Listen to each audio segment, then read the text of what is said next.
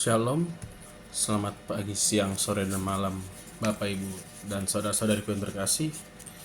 Di kesempatan kali ini saya akan berkhotbah tentang urapan Tuhan mendukungkan hati. Saya mengambil judul ini berdasarkan dari kitab 1 Yohanes 2 ayat 27, di mana Tuhan memberikan pengurapan yang kita terima dalam meneguhkan hati, dan pengurapan Tuhan telah mengajarkan kita segala sesuatu yang benar, yang tidak dusta, sebagaimana dahulu Dia telah mengajarkan kepada kita melalui yang terdahulu, dan di mana kita tetap tinggal dalam hadiratnya. Pengurapan Roh Kudus sangatlah dinanti-nantikan oleh umat Tuhan yang benar-benar merindukan akan urapan Tuhan itu sendiri.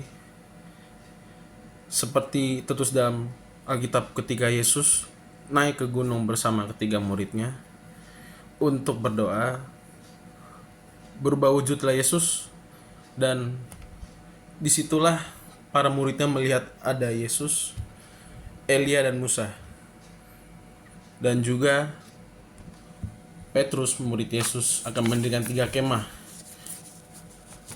mengatakan pada Yesus,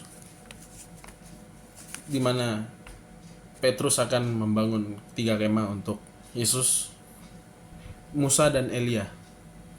Dan ketika Petrus berbicara kepada Yesus, muncullah awan di antara mereka, dan berserulah awan itu kepada mereka, di mana dibilang, inilah anak yang kukasihi, dengarkanlah dia. Dari kutipan tersebut kita dapat menyimpulkan bahwa tidak semua orang bisa merasakan lawatan atau urapan dari Roh Kudus itu sendiri. Karena untuk mendapatkan urapan itu membutuhkan proses yang menyedangkan hati serta kehadirannya yang kita nanti-nantikan. Kalau hati kita tidak siap, bagaimana mungkin Roh Kudus hadir dalam hidup kita?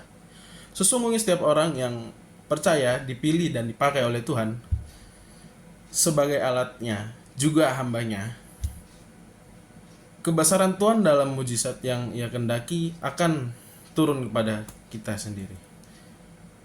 Ada banyak juga hamba Tuhan yang dipakai Tuhan dengan indah, dan karunia Roh Kudus bekerja dalam pelayanan mereka.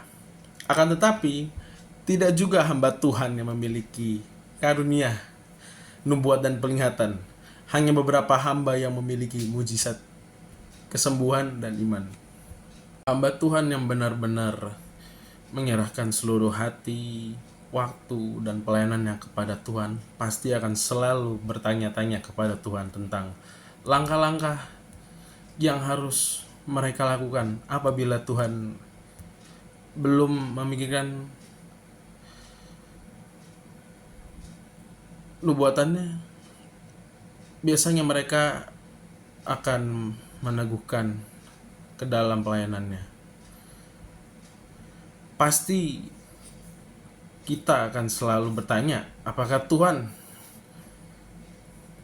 untuk segala yang sedang kita kerjakan akan diberikan dengan cara yang lebih terbaik. Sama pun dengan halnya posisi kita dalam pelayanan. Setiap kali melangkah dan melakukan sebuah terobosan, pastinya kita akan bertanya apabila terobosan itu layak atau tidak untuk diwujudkan atau diterapkan dalam tugas pelayanan kita. Tugas apapun diperintahkan dari Tuhan kepada kita, haruslah kita lakukan dengan sepenuh hati. Pastilah hasil yang kita dapat setengah-setengah atau tidak maksimal. Dan di dalam karunia Roh itu sendiri, ketika kita berdoa dan berserah sepenuhnya pada Tuhan, kita penuh dengan urapannya, dan apa saja yang kita kerjakan atau kita ucapkan pasti akan terjadi sesuai dengan kehendaknya. Karena tidak mustahil bagi orang percaya di dalam Tuhan maka kita harus berhati-hati dalam melakukan tindakan atau pengucapan apapun yang kita lakukan, kita kendarakan, karena akan berdampak sangat tidak baik jika kita